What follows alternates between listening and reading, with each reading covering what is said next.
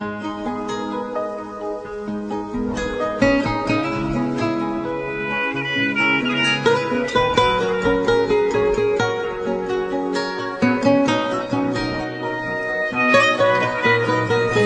noi doi și mii de stele ne priveau când ne iubeam. Buzele tale le sărutam și nu mă săturam. Eram noi doi, mă sărutai și spuneai că sunt viața ta.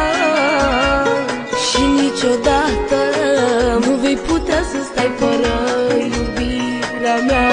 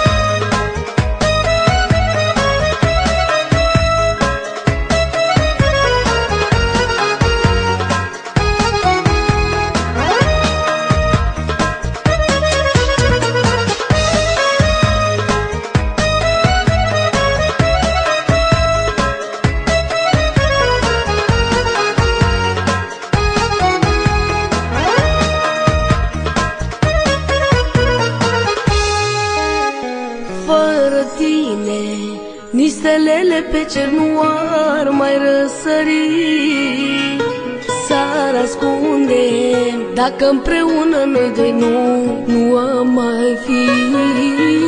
Fără tine, nici soarele în zorii zilei n-ar ieși. Eu fără tine nu mi-aș găsi puterea de a putea trăi.